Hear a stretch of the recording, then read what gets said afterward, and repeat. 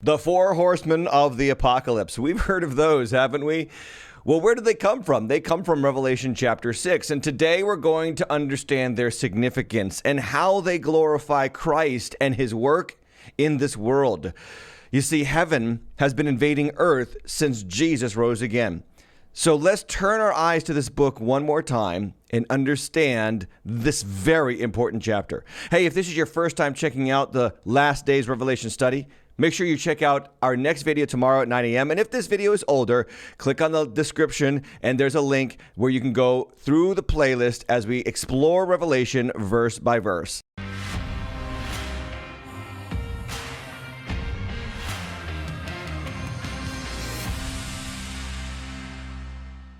Revelation chapter 6, verse 1 says, "Now I watched when the Lamb opened one of the seven seals, and I heard one of the four living creatures say with a voice like thunder, 'Come.' And I looked, and behold, a white horse, and his rider had a bow, and a crown was given to him, and he came out conquering and to conquer." Okay, let's run down the views of these horses. Okay, so if we go to the preterist view, AD 70, before AD 70, this is not necessarily a bad horse. First off, and pretty much all the views see this, the horse is white. Right. The rider of the horse has a crown, and he has a bow, and he comes out conquering and to conquer. And so actually the preterist views this as the Roman Emperor Nerva, who was a Cretan, and they were known for their bows and arrows, their archers, I guess. And he actually was a Roman emperor during a time in which Christianity exploded across the Roman world. Right, yeah. Now, the future, and by the way, the historicist agrees there. So that white horse is Jesus's gospel going at Jesus. The crowned white horse rider is going out in the world, and he is making converts. He is conquering, and he comes to conquer. Now, that is an image that is strange when you consider Christianity, like to be conquered by Jesus. And a lot of people don't get that. Yeah. You know, they think, oh, I've come to Jesus. But think about it. What do we say when we come to Jesus? A lot of people say this. They say, I surrendered my life to Jesus Christ. Surrender is a war term. Yeah. I give up. Yeah. Right? And think about this. When we worship, what are we doing? Putting the hands up. We're raising our surrendering. hands. Yeah. Jesus, Paul says, I want men with holy hands lifted up everywhere. In other words, I want men everywhere to surrender to Jesus. And what we don't think about when it comes to Jesus is that's exactly what he does. He conquers your heart. The futurist sees it still, the rider is Christ. Again, last 7 years of human history, the tribulation. But here he's not conquering in a good sense. Here, the futurist says Coming he's just back. Yeah, he's opening a can. Okay. He's opening a can on humans, and he's just going all over the world. So that's the futurist view. And then the spiritual view, the spiritualist or idealist view, is that he is conquering, again, the gospel throughout human history. Think about it like just an overarching principle is this. Jesus is going to conquer men's hearts. Jesus is coming out conquering. He comes out of the grave conquering. And then he comes to conquer men's hearts and bring them into right relationship with his Father. And so that's the first horse of the apocalypse. Now, that leads to the second horse of the apocalypse. So here we go with verse 3. And verse 3, it says this: "When he opened the second seal, I heard the second living creature say, 'Come,' and out came another horse. This one is bright red. Its rider was permitted to take peace from the earth so that people should slay one another. And he was given a great sword." Not just a sword, but a great sword. That word, great sword, I'm underlining it here or circling it here because it's an important word. Here, let me just do that better. It's an important word here in this text. Okay, so the historicists, let's start with the historicists. They view this guy as Commodus, the Roman emperor, all the way up to Diocletian. And these guys, these emperors from Commodus to Diocletian, from a period of about 180 AD to about 284 AD, this was a tremendous period of civil war within the Roman Empire. In fact, at one point, the Roman Empire was divided into 4 parts during that span of history. And so it's great civil war. And notice what it says. He comes, he takes peace from the earth. And the wording is intentional there, so that people should slay one another. It almost infers civil war. The preterist view believes that, again, before AD 70, the preterist view believes that this is Rome coming into Jerusalem, sieging the city, and it is God's judgment for the Jews' rejection of Jesus. And so the Jews lose their city, they lose their autonomy, they lose their nation, they lose their temple. Why? Because they rejected Jesus. The futurist, of course, would take that to be wars, the wars and rumors of wars that Jesus talks about in Matthew chapter 23, war during the tribulation, the tensions of our current time kind of testify to this. If you think about the 20th century, historians to this day call the 20th century the century of blood. Yeah. You think about 2 world wars and how many other genocides. The Soviet Union, which slaughtered, I think, 60 million people. Mao's China, which slaughtered 20 million people of their own people. Yeah. Stalin, Mao, Pol Pot, Cambodia, the Khmer Rouge, all these things in one century, the century of blood. The spiritual view of the red horse here is that this this is what Jesus said in Matthew chapter 10, verse 34. Now think about it. If the red horse symbolizes civil division or civil war, think about what Jesus says in Matthew 10:34. He says, "Do not think that I have come to bring peace to the earth. I have not come to bring peace, but a sword." Guess what? Same Greek word here for sword as in Revelation chapter 6, verse 4. You can't make the argument that Christianity brings total peace to the earth. It doesn't. It brings peace between men and God. Yeah. And peace between people of different cultures who also have been conquered by the love of Jesus. So then we come to the third horse, the third seal and the black horse of the apocalypse. Revelation chapter 6, verse 5 says this: "When he opened the third seal, I heard the third living creature say, 'Come,' and I looked, and behold, a black horse, and its rider had a pair of scales in his hand, and I heard what seemed to be a voice in the midst of the 4 living creatures saying, 'A quart of wheat for a denarius, and 3 quarts of barley for a denarius, and do not harm the oil and the wine.'" Okay. We can do this real fast. All 4 views of Revelation see the black horse as exactly what it is: famine. Mm-hmm. The black horse is famine, and some say massive food shortages. Now, the historicist has an argument here for his view because under the reign of Emperor Caracalla, he viciously taxed the citizens. Like he enormously taxed the citizens. His overtaxation led to landowners deliberately reducing their grain production so that they would avoid the high taxation.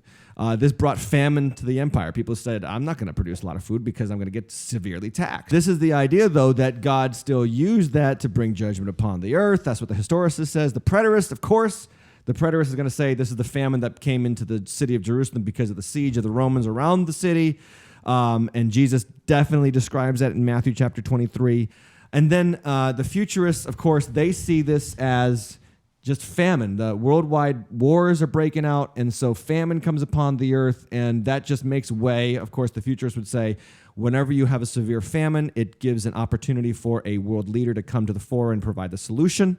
But history proves the opposite. Yeah. History proves that it's usually in global recessions when a dictator comes and takes over a country. And we don't have to look very far. We can look at Venezuela. As little as a couple of years ago, 10 years ago, that fell into that mindset. We need somebody to save us from this hideous economic, impoverishment, right. And it just makes a way for people to just say yes to anybody, and they get the devil. They get somebody who's going to completely rob them of their freedoms. But anyway, that's what the future says. The future says this global famine is going to make way for the dictator, the Antichrist world leader, to come to the fore and take authority over the kings of the earth. The Spiritists, let's talk about what the Spiritist says. Spiritists, again, is an idealist view that whenever God is rejected and his people are harmed because of the civil war between believers and unbelievers, remember the friction? Believers always have friction with unbelievers, and because there's going to be war on the saints, and by the way, let's backtrack a little bit. In regards to that friction between believers and unbelievers, believers are never called to be the aggressor. Right. Okay, Peacemakers. so and history should prove us correct here. Although I know there have been some small instances where Christians have been the aggressors, and that is unbiblical. The biblical response to that aggression is Christians do not respond. They do not retaliate viciously. They do not repay evil for evil, Right. as the Scripture teaches us. And so, as that happens under Horse 2, as the Civil War comes out and people attack God's people, God judges those people. And what does he do? He judges them with famine. He judges them with hardship. Pale horse. Here's what it says, verse 7. When he opened the fourth seal, I heard the voice of the living creature say, "Come," and behold, a pale horse, and his rider's name was Death and Hades, which followed him, and they were given authority over a fourth of the earth to kill with the sword, famine, and pestilence by wild beasts of the earth. Okay, let's go over these real quick. The historicist sees this as the barbarian invasion of Rome. During the barbarian invasion of Rome, which happens around the mid-3rd century, estimates are 5,000 people a day were being put to death by the barbarians. The preterists, which again believes before AD 70, again, what are they going to call this?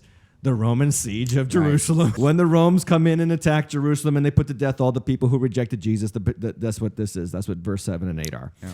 The futurist says, basically, again, I was raised with this view, death and hell is just unleashed on the world during the Great Tribulation. Some people put this in the second half of the tribulation, although there's some dispute about that with the futurists. A fourth of the earth would be a number larger than Noah's day, so consider that Noah's day, the whole earth is wiped out except for 8 people, but in this moment of cataclysmic judgment, a fourth of the earth is larger than that number. Jesus' words would be coming true. Matthew 24:21, for then there will be great tribulation, such as not been from the beginning of the world until now, no, and never will be. Yeah. So that's the futurist view of Revelation 7 and 8. And then the spiritual view, the last one, Pale Horse, summarizes the Four Horsemen's inevitable reality. After you have Jesus winning souls and causing civil unrest because people will reject that and hate his people, and then God will bring judgment and famine upon the world as a response to the mistreatment of his people. Death and hell come to those who mistreat God's people inevitably because God will vindicate his chosen ones. And so these four horsemen, the spiritualist actually says these four horsemen combine to destroy the Roman Empire as we know it. Which brings me to verse 9. So let's look at verse 9 because this is really cool. When he opened the fifth seal, I saw under the altar the souls of those who had been slain for the word of God and for the witness they had borne. Okay, so the horses are done. Now we're just into the seals. Fifth seal says, they cried out with a loud voice. Who cried out? The souls of those who were slain for the word of God. O sovereign Lord, holy and true, how long before you will judge and avenge our blood on those who dwell on the earth? Then they were given each a white robe and told to rest a little longer until the number of their fellow servants and their brothers should be complete, who were to be killed as they themselves had been. Okay, so the historicist says this is Diocletian. Diocletian enacted the 10th and final, this is shortly after Diocletian. The 10th and final persecution of Rome upon Christians. This is when they were feeding them to lions. This is when they were stringing them up onto stakes and burning them at the stake.